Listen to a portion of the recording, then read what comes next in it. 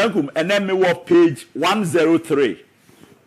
Page 103 of Professor Mike Aaron Oquaye's report. Page 103. Said the Nanabuji Abetanasin intino. Me fa this one pe. Nanyame Adama or me the other one not was. Or say page 103. Heading here. Loss of trust in the presidential candidate. Loss of trust in the presidential candidate. Or say another significant factor identified was the loss of trust in the 2024 presidential candidate, Dr. Mahamudu Bawumia. Approximately 47% of the respondents stated that their decision either to vote against the party or abstain entirely from the 2024 election stemmed from doubt about Dr. Mahmoud Bawumia's credibility and the sincerity of his campaign promises.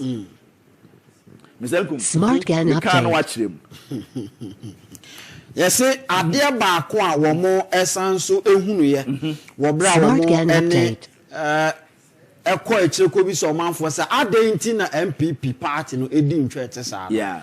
Omasem o mo kan ne say presidential candidate New Patriotic Party de ne bae no na omu ni gidie ewo nimu ye di kan afa ni nsem a no wo ka say obeye no enam ba bia omu nim se no ogina emre bi atwam nti wo mu susu se ontimi enye. Good. Or say respondents recalled that before the New Patriotic Party assumed office in 2017, Dr. Mahmoud Bawumia delivered several public lectures on the economy, presenting solutions to the country's economic challenges.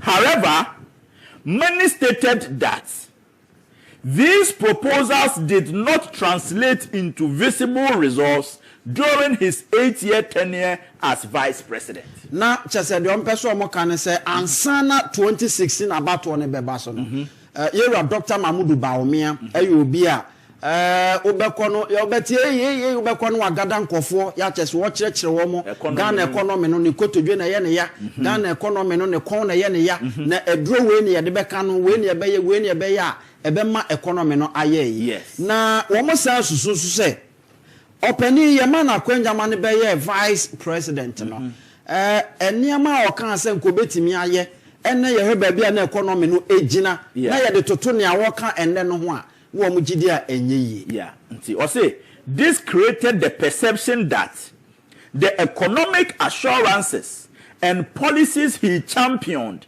were rhetorical rather than practical. Eti no mpeso mo kire se we ni dey the pefe say and somehow do no work about Ghana economy na o man si kasem said ye tie ne said ye ta no work nyina no o mu hu ne say na ye book ene da nanim na no work kan but enya de no wote ase so obetimi aye.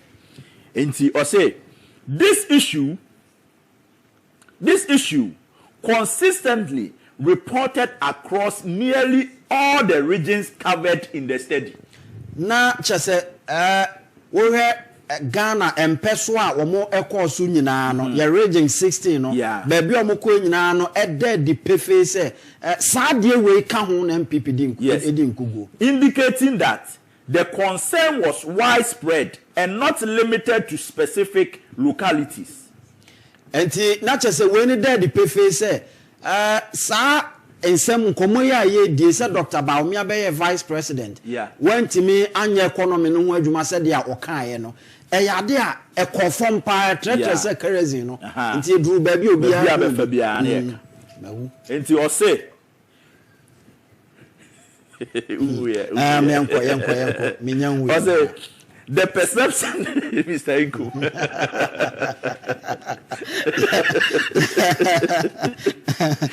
easy the perception that Dr. Bawumia, who also served as the chairman of the economic management team, was unable to effectively address the nation's economic difficulties significantly weakened his appeal and credibility among party supporters and the general electorate.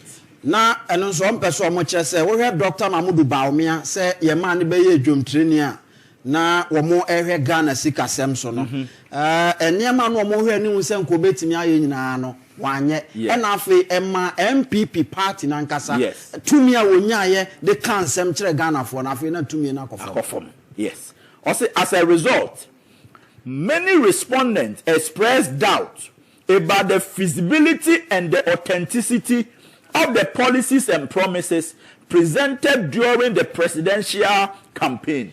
Enti omugina we so a omopo se Dr. Mamudu Bawumia ne policies anu okaso opeso ba ene ade no na omugina so se there be we ye de ho to so a enyi. Also, the loss of confidence in his leadership and the economic management capabilities ultimately contributed to the reduced voter enthusiasm and weakened the support of the party's presidential tickets in the 2024 election. Sanyama we nyina nkanfu ano eno emma se opepa nipa de be kwa bonten so okoto aba no eso hwan te se hu ase nkofo bi ade omoton no ewo fom se hu atete so enti no amanfo moral nyina no na ewo fom enti wo hwe a Professor Mike Oquaye ne report no page 103 no or say people lost confidence in Dr. Mahmoud Bawumia. Na we no gidi. Mr. Nkum. Media say asem ni fie no akofa asem aba. Ye koto aba wie na mo say Professor Mike Oquaye enkoye report. Me problem asesi a me won say aden na the report ya hye na ya me ya white wo so obi ana nipa nam krom eye se de ono no election elusie no emfa ne ho. See the CC party no. What you say? Yeah, the CC party. Yeah, the CC party saying this particular section of the report is talking about a specific person. A specific person, I let Dr. Mahmoud Bawumia. I say 47% of the respondents. Nipa ya koto abamananya 41%. Now 47% of the respondents they can answer. Now 47 for the unko masem. Asem no mo kan sebi e holding water. Me atiase say the promises na no promising nyina what say na du baabi na enkofo bi get bawulaya. This is it. Because almost say oka a performance ni e bi. Eno na MPP for Professor Makokwei report oshia ni nyina no. What you say? Omo a oshia omo ni nyina na ye MPP for omo je reasons. Ana omo catch us ebo prof. Ye constituency ha de. Enkofo ho nyina ne say wo ba prof ayi un message ni kwa omo say omo nja amasem. Enye Dr. Mahmoud Bawumia na no original college of physicians and surgeons say if the fundamentals are weak they send you to expose you. Nene send you na ko do 15 no. Ebano air conditioner ebopa ediba ko pene diwa kotene. High sense air conditioner. High sense Smart Gan update. Or you're incompetent. Brofo kese what you say incompetent Don Mahama. Sa brofo no nya Dr. Bawumia na yira na nka Smart Gan update. Mr. Nku. Adie pa Don Dramani Mahama brofo na ohia na de buafu a chese ne kokko ya pa incompetent. Yeah. Just omo ye ya ma ne bedane ne first name. And before say be friend no. Yes, incompetence John Dramani Mahama. Not just Yamani Dimba. And the people were saying, say, Drew 2024 now also come and account for your still worship. No. Yes, we'll say fundamentals, if the fundamentals are weak, the exchange rate to expose you. And now, if the exchange rate is exposing you, are telling us no, at this point, the fundamentals cannot be weak. No, but until Kawo Henry Musa Kobet Major Ghana for any catch room. That is the economy. That is the sincerity that people were talking about. But nobody does that. No, you have to. You see, as a leader, one good thing about a leader is say, obey your opinion. Now, one man with credibility all the time on top. Who's the all culture say? Or say, my member, Dr. Mahmoud Bawumia, who also served as the chairman of the economic management team, was unable to effectively address the nation's economic difficulties, significantly weakened his appeal and credibility among party supporters and the general electorate. Sadia na want to me anye nintino. Am pe wan kan crunch Ghana for nintino. And weaken the credibility among Ghanaians. And you know, Obia's a papa way, or Kassam Chewa, won't it? What I say? Or Kassam Chewa, won't it? And there are certain things, Mr. Nkum, as a politician, you see, one hallmark of honorable in Agyapong and a new credit. That is why a MPP, and now Obeka, a NDC, and now Obeka, a Bontia Obeka, a Banifia Obeka. Honorable Ken has been on our network. At na studio ha, na production bianco ye. He openly said it on live TV. Yes. Said that kind of production on pet. It is said, TV no more ya out being That is the hallmark of a leader. It doesn't matter who else is involved. What I say? As a leader, baby, I no cracker edano. Now they are two. And when a man Crawford you would say, papa. A woman send your man koye. A woman send your margin sem. But Dr. Mahmoud Bawumia said, "Mommy, and no would try up. First, now me ban. Let me send you maybe a living results necessary. But you don't turn foot from Crawford. What I say? I say, I go to a banana koye na no. Rokojina the fear no kase. No, me fimu me kwa me na me call. Na fe MPs na kan e bo. What I say? This is not a leader. Ah, utimi edo trust shenimu. And I thank God to say, Sadia way. Professor Michael Oquaye's report, I capture the black and white. We want to see Kobia and Co. They should come and see how we implement this part of it. Are you expecting the party leadership to talk about this?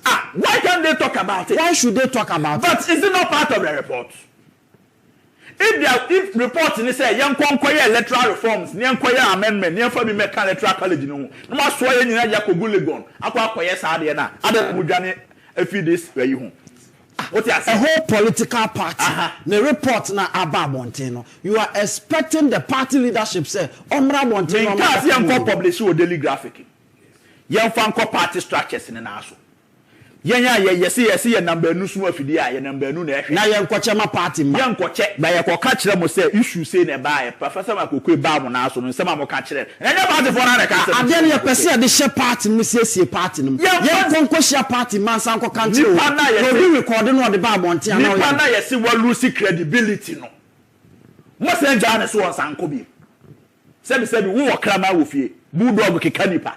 Nyame aboa me akata okra akọka obi abontia me na pra no wache na busuafo ba ya no sa asane kramanzi won sinsi group no ko wen krofo ngbon what you say no ko offer rabies or spreading rabies wo krom nya yes anya ya ho nkoye campaign choboy kukurudu esi we are the new ni ya tonyom sa musu ni bi say ni pa na de but this is not the first time MPP party no a report about a party in Twedimu 2020 after elections no do ye win but nyama bi anko yenti ye bi ye the CSA party. That is the reason why MPP someone change musubaya you continue to suffer and rot in opposition. Oh how? I am telling this in the face because sad ye amode ye na ya asafoma for report no some na ya asafo report no na ye good report say nke babontin man krofo party for no etimi correct your mistakes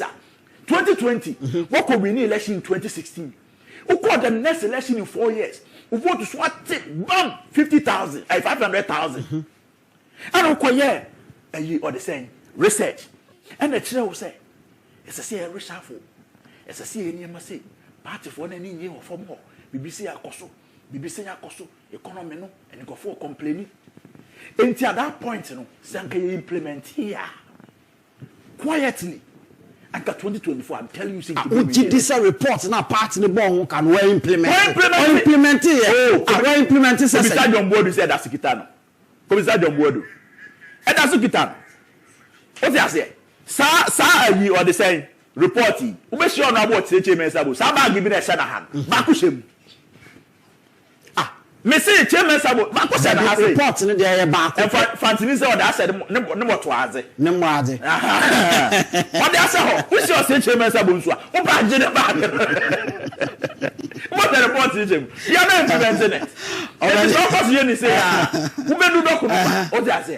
What pa who's your na boss say Chairman say oh honorable baggy dey na wom. We have na Makoku report. What the Bawumia na hwem ana mo hwem. There be a baako pe e general secretary. Me say Mr. General bi kita no. Okay. Now, me what document be edda manim ha ya eno no ya behwe na yatimi ewremu kakra. Say document no or say notice to appear before the disciplinary committee. I extend my warmest greetings, regards to you. Pursuant to the directive of the chairman of the disciplinary committee, you are hereby invited to appear before the committee to assist in an inquiry into a matter currently under its consideration. The details of the scheduled hearing are as follows. Date, Friday, November 7th, 2025. Time, 10 a.m. Venue, conference room, MPP headquarters, Asalam Down, Accra. Na kratei ne tintini ne tietie nyina ne se otonsa afre nipa bi se omonko asotwe committee anim wahu na ebia yenkonkotwe omaso anase yene omonko yenhwehwemu nti eno na ewa ha na ose enclosed herewith are copies of the petitions and the referral letter from the General Secretary for your reference. You are requested to submit your written response no later than Wednesday, November 5th, 2025, via email to ... or through WhatsApp ... Furthermore, you are entitled to legal representation during the proceedings. Should you so require, kindly acknowledge receipt of this response. Eti eno ene krata ababe pim ewa ha.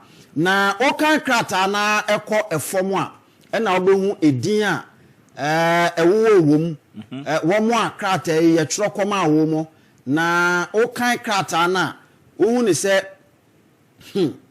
openi edin krata we very security krata party na okom a ohu edin a ewo mu a ohu eye chairman entwi bosiako wono ewa ha Bernard entwi bosiako wono ni din ewa ha afei ye wo kwasi kwaten esquire wono nso so edin ewa ha kwame bafo abronye enso so din ewa ha ena afei eye his excellency lawyer Kwaku Asuma Cheme enso so edin ewa ha ya chese womo nsema hodo a ye ka se because of onu nti ne ye to nsade afi wo mo no eno ene wa hai na ohwe grounds for this petition na petitioners nkofo bi na wom susu se sam penifo ahodo akokeka nsem bi a egu party ho fi ene ade nti ye to nsade afi wo mo se wo mo embra de di kan no yesi yewura Asuma Cheme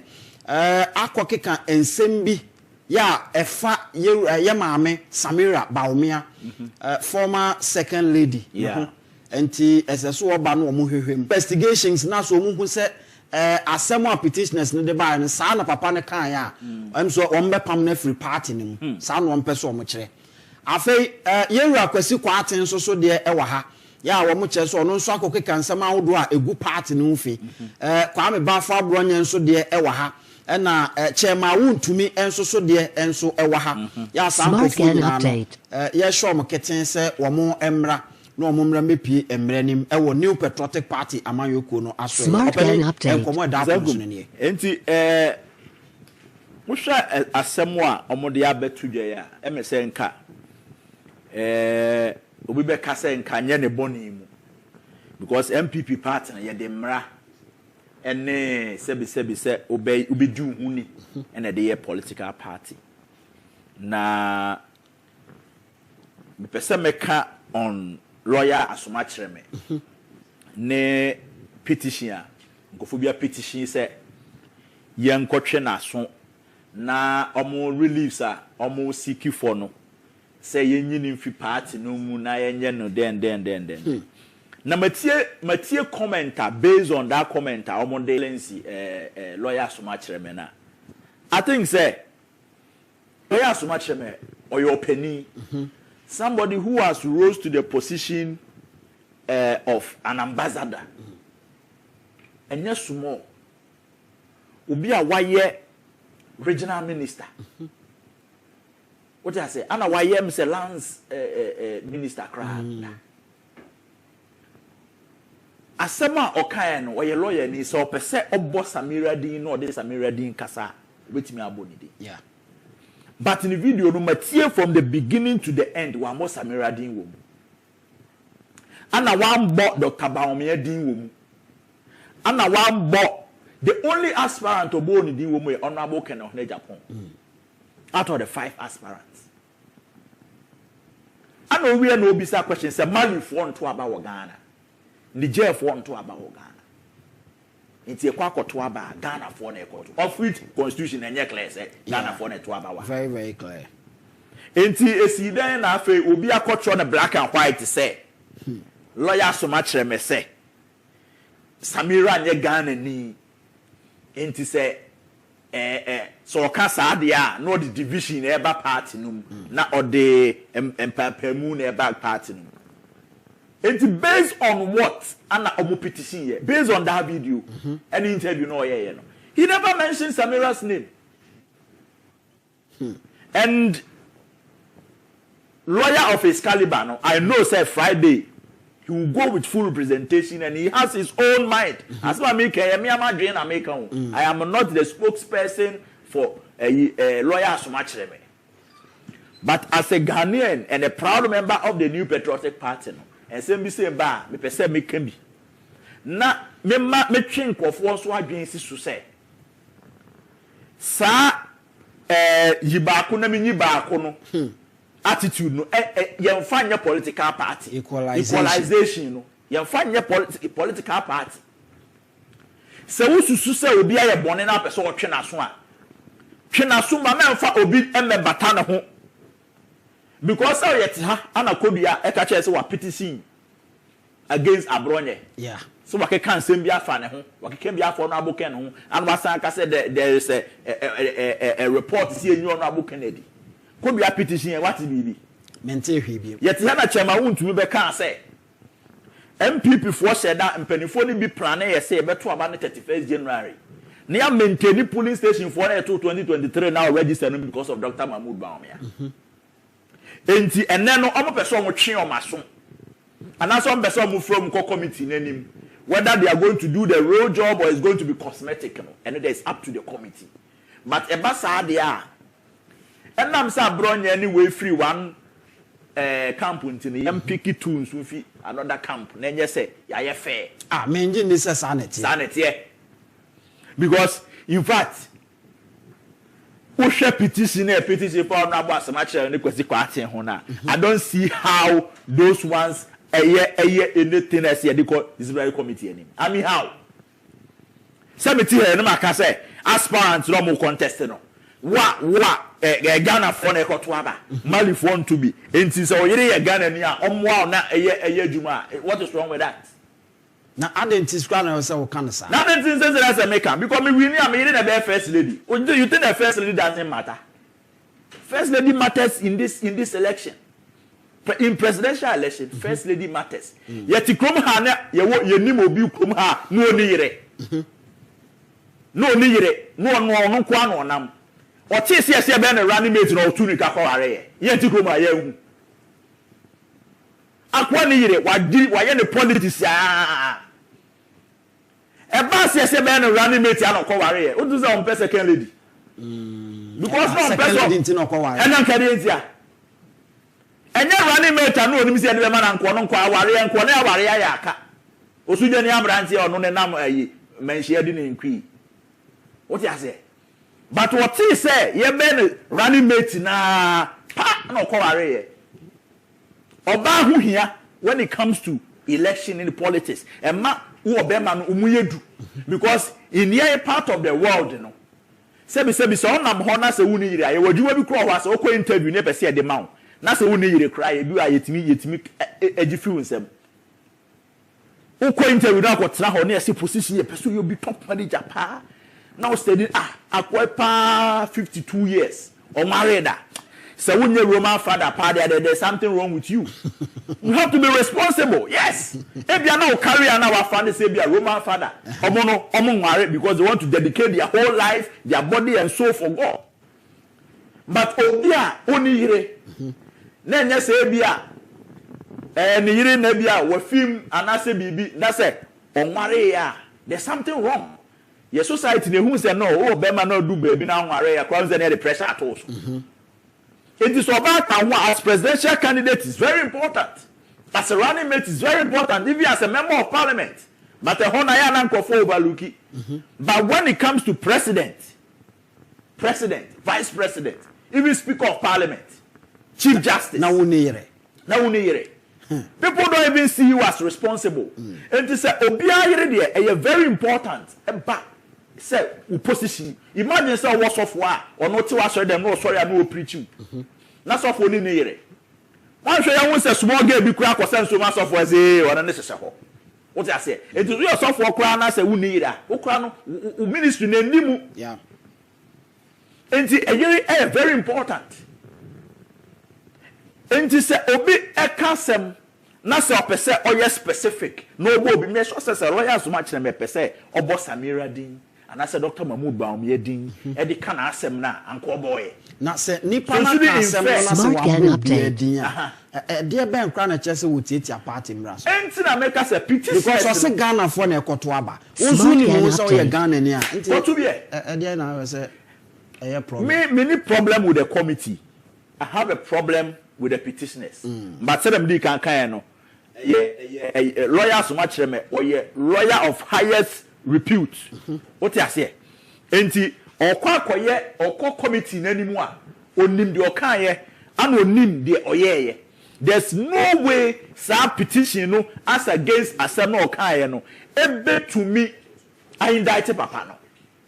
What you say? Na petitioners say na meka no committee ni pese omoye equalization. And therefore, a brilliant and some of them are to Tamauntuminum, a behavior, no, young Francophobia come, near Fro Munina. Said lawyers much them, none Jenny say, I said no cano, or can you tea Dr. Bawumia and a year, me sure send Kobit Miaka. Seven chrome high tea, Opasobo bidding Casama, Untumi Modinga. Why not? And I'm a tea, me fears Antibonary. We wait like I tell me Fibonary. So she have put us in the Albert, we and Cranny, and I catch us today, be me and Cranny. Maybe I'm a better anchor, I change the one and send me and Cranny, me and Fibonary. And also, who like I said, we will send me and Cranny. But the outfit you shouldn't even be shy of it. What I say? Say, Unya Ghanania. You shouldn't be shy, as they say, still jam your Ghanani. I know a Ghanani, so a Ghanani. And tell some no. Nipa na okoya petition no ana wakwa akofa nsem de ahyehyem lawyer so much me wa bo Dr. Mahmoud Bawumia din wom wa bo Agyapong din wom wa bo lawyer Dr. Aduchum din wom ana wa bo Dr. Agyapong din wom enti eba ne say na okoka say na asem say na buka Agyapong yire na oye Ghana ni nti no enkofo nto abama no obi akofa Samira ene Dr. Bawumia din abehye unim Dr. Agyapong nim na yere ese sankofo na adwen ben wo mu Dr. Agyapong nim na yere menim na yere Dr. Aduchum nim na yere mpacho de Kwabena Agyapong nim na yere mpacho de bi o de say enti omome ensa na o maka no ese see enso ko petition ka say na lawyer so much me refer to o mana yeah ti obi anim na yere me fra say me nim ba bi ofi apart from anti-christian ni so ofi asante mampon omo maka no obi ani ho ami nim ba bia na yere fi. It is a more than that be a mistake. We are Ghana, but what do you say? We are Ghana. We are Ghana. Chere baby, I say no sankofo no kra no. E dey be no person omo achieve. That is the point. Because obi kan asem, ombo obi e dey. Ono akwachi amasem susu say nipa we asem. It is a ukona la yaso ma chere me say, asem no mo kan na me ne Samira na me ne Bawumia. And you petition no, what are you telling me? Oh, and never go across a committee before some twins afraid nipa I waste to be our time. It's the Indomitable Hero Pack promo. The goal is to win a trip to Disneyland Paris. We all have 8 comic books. Say idea, so that we come ultimately establish a prima facie case. You don't waste everybody's time. What should I say? Oh, I deal with cry. That's it. So petition you on inviting for the and on bro. Se petition be bo manu nom so be inviting crofo a enemi san kum won bebre anya adwuma ketewa o and ma hu say e pick and choose because me no ti ha ana guy ofisu nyane ajare de the petition ko ya onzi afro obi o debi nti ye hwe wani mu general secretary acknowledgement na wa ye no e say we receive but he didn't do anything about it. So Friday ye nyina e Ghana especially baby a ye gina sabre part ni gina sabre no Ye were petitions be or amount for the best some of the and I make kind of what's so you see somebody like Abron Yenichema won't to me. You can't sleep on their petition because it is serious. What I say? Some petition won't to me naso because Nipa or regional chairman all country will say most of the top. But money is you fee. And at the same time, you compile register. You think say it's a petition you can sleep over. What I say? And before the petition say 2023, you got to a ban on our book in Agyapong, almost funny vote, and it can be there. And you know, almost fret on one in charge of some petition here, has some from an amount from.